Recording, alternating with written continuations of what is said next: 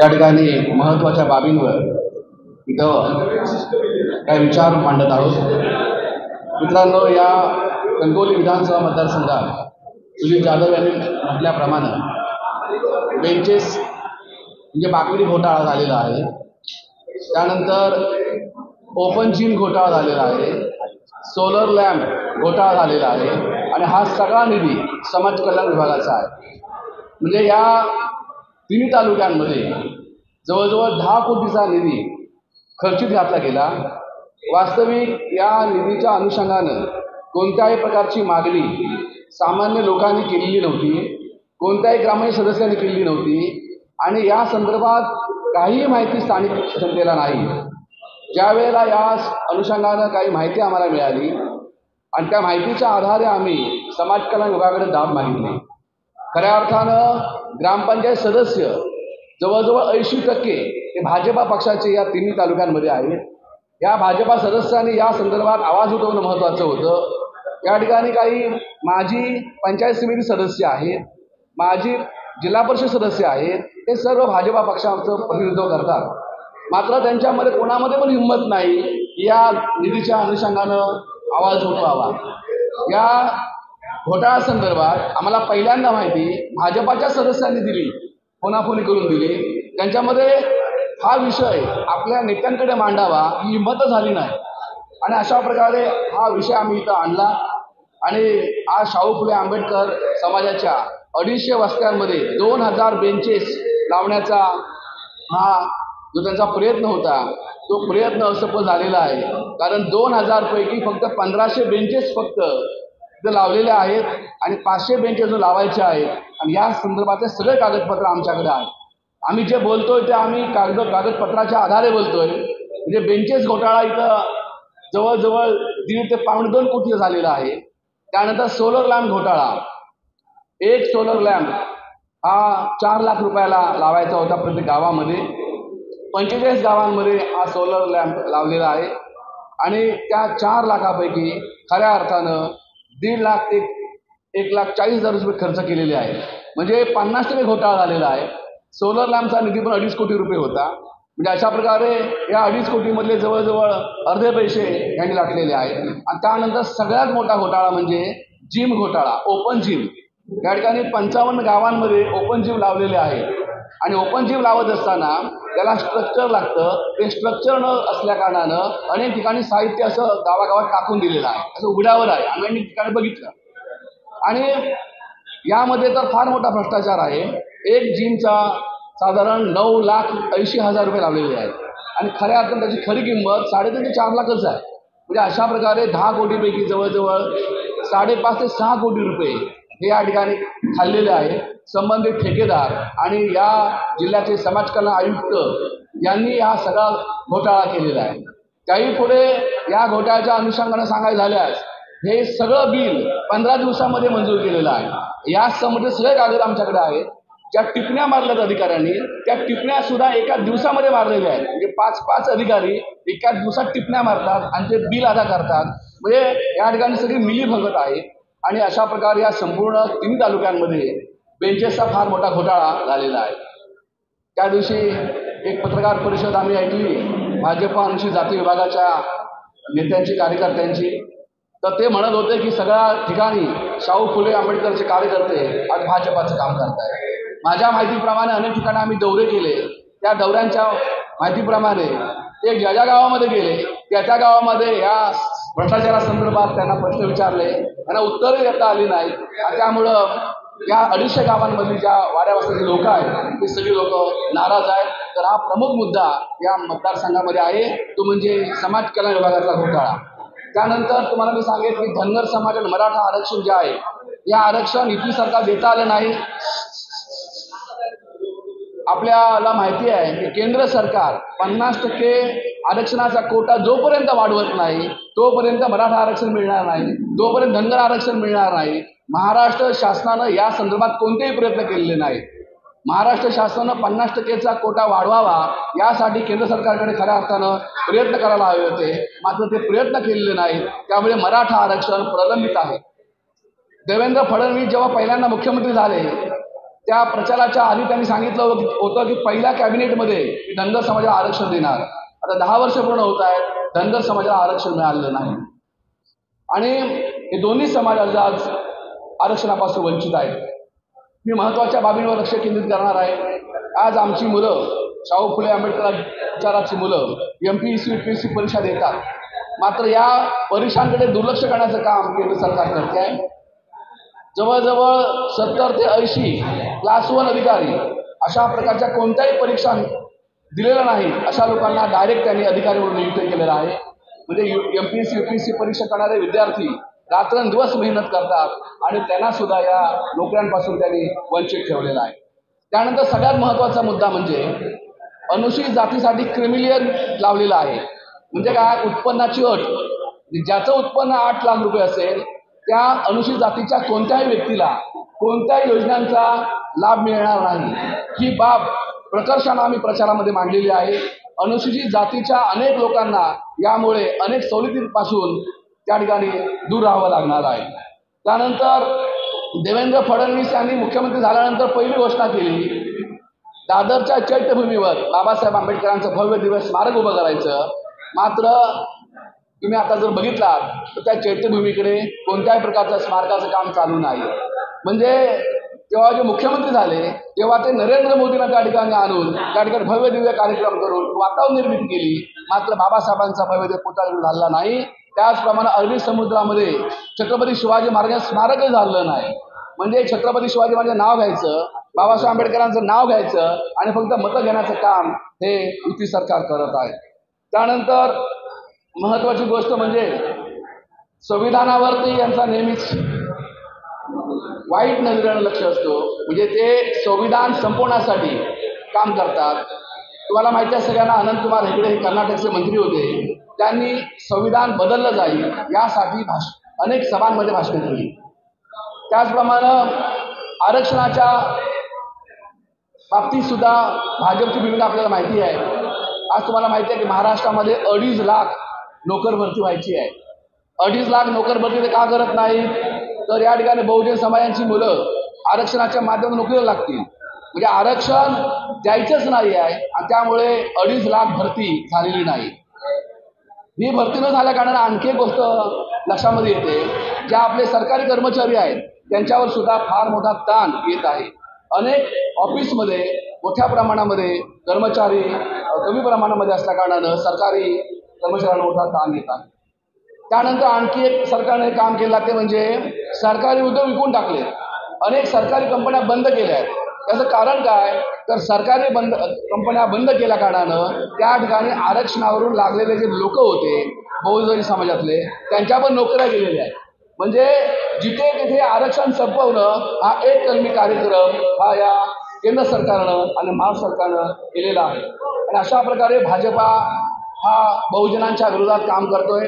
आमचे सर्वांचे लोकप्रिय उमेदवार सन्माननीय संदेशजी पारकर हे बहुजन समाजाचे इथले स्थानिक उमेदवार आहेत आणि संदेशजी पारकर गेली 35 वर्ष या संपूर्ण जिल्ह्यामध्ये काम करतात. कोणत्याही प्रश्नावर ते ताकदीनं उभे राहतात. तुम्हाला मी एक प्रकर्षाने गोष्ट सांगेन, ती म्हणजे हा जो मतदारसंघ आहे, हा जो जिल्हा आहे, त्या जिल्ह्यावर प्राध्यापक मधु दंडवते आणि बॅरिस्टर नाथ पै यांच्या विचाराचा वारसा आहे. मात्र गेल्या 2-3 निवडणुकांमध्ये या ठिकाणी या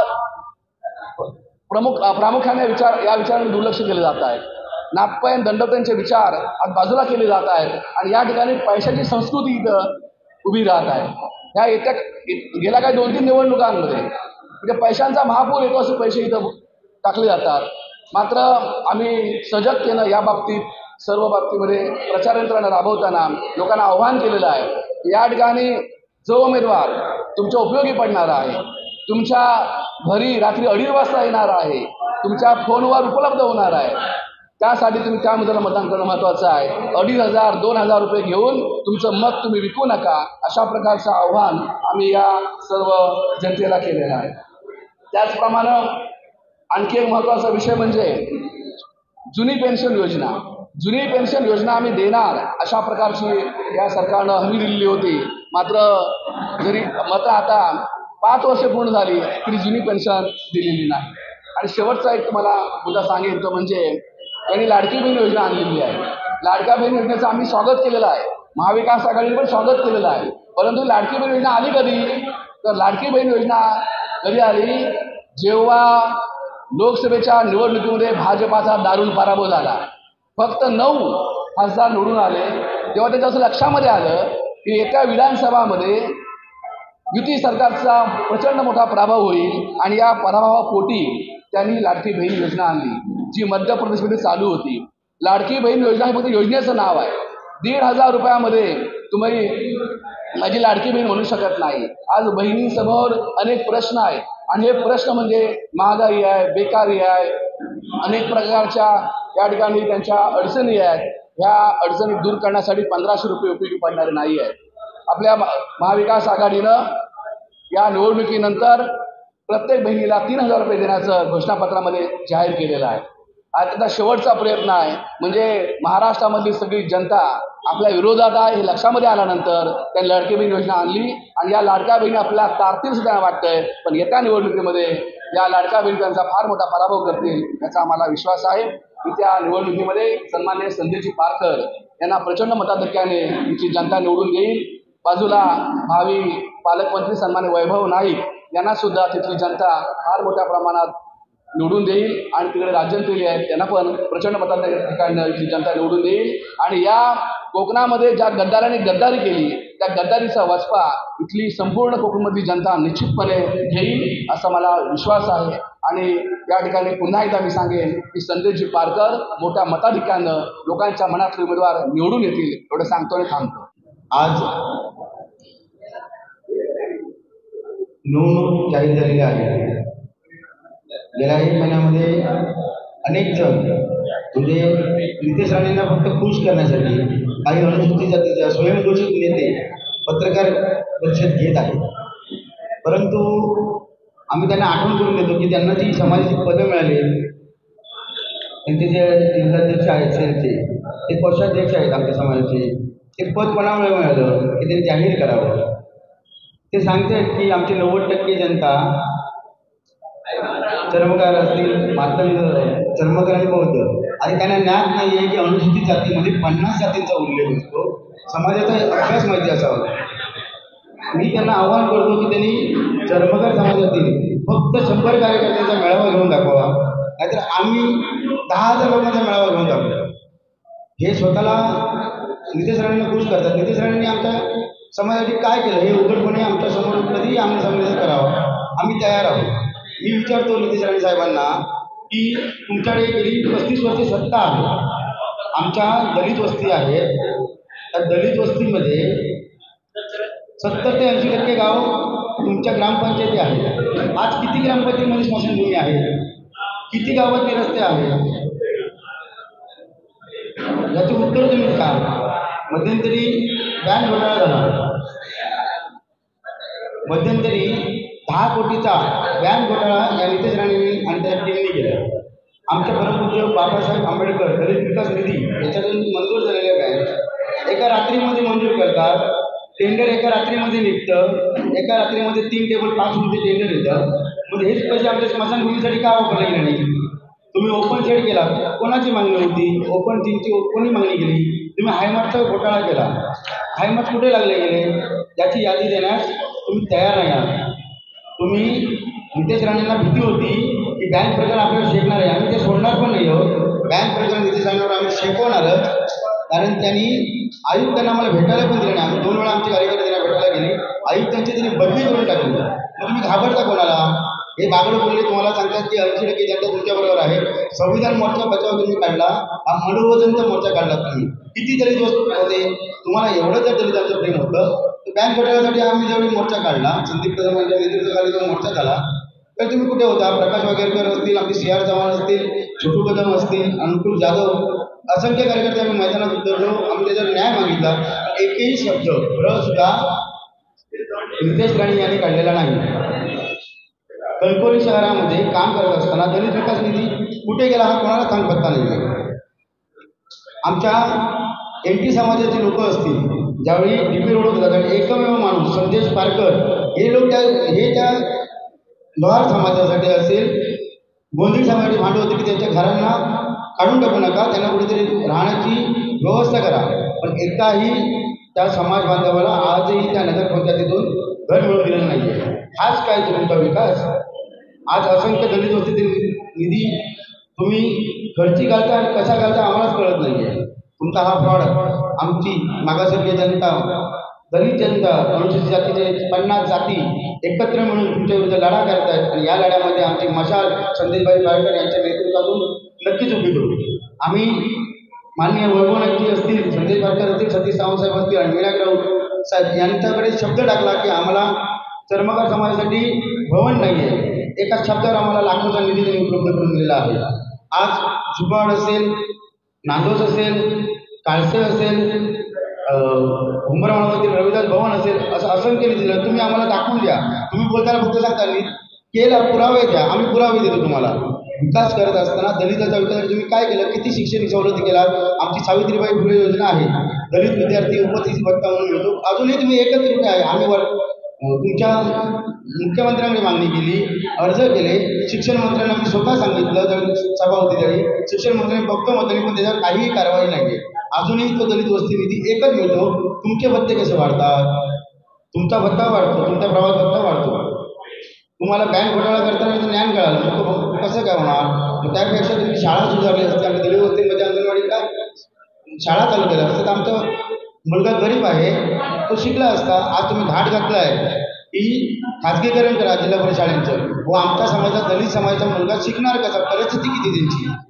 त्यामुळे मी तुम्हाला आवाहन करतो सर्व माझ्या मागासवर्गीय समाजाला, येणाऱ्या काळामध्ये संदेशभाई पारकर, वैभव नाईक आणि राजेंद्र यांच्या रूपाने आपण मशाल विधानसभेमध्ये पाठवून आणि आपण दलितांचा आवाज बुलंद करूया. धन्यवाद. आता होऊ घातलेल्या विधानसभा निवडणुकीमध्ये आमचे लोकप्रिय उमेदवार संजयजी पारकर यांच्या प्रचारार्थ मी समोर म्हणून फिरत असताना माझ्या निदर्शनास असं आलेलं आहे की संदेश पारकर हे बहुमताने विजयी होण्याच्या वाटेवर आहे.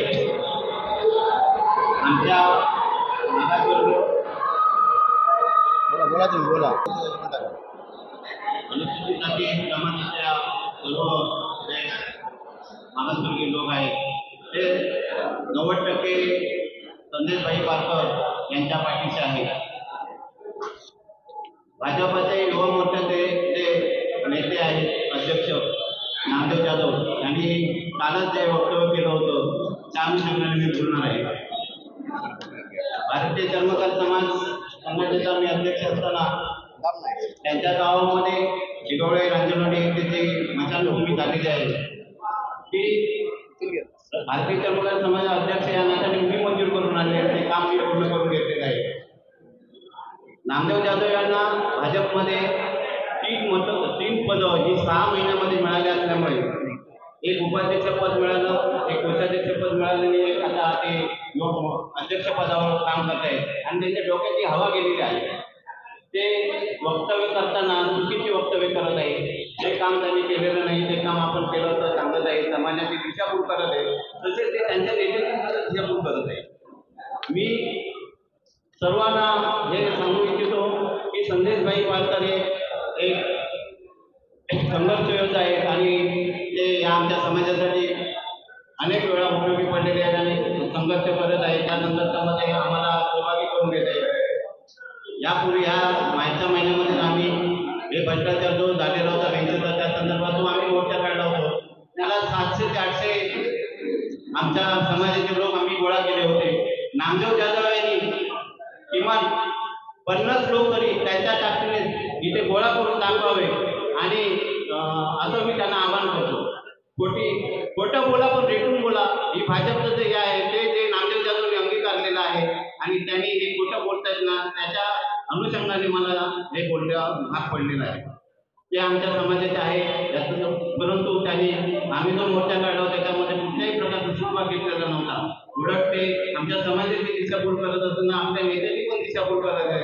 खोटं बोला पण रेटून बोला हेच त्यांचं ध्येय आहे आणि या मी फक्त असं जाहीर आवाहन करेन सर्व लोकांना की जे आपले संघर्ष योद्धा आहेत आमचे उमेदवार संदेशभाई पारकर यांना सर्वांनी मशाल्या चिन्हावर निशाणीवर मतदान करून त्यांना जय हिंद जय महाराष्ट्र.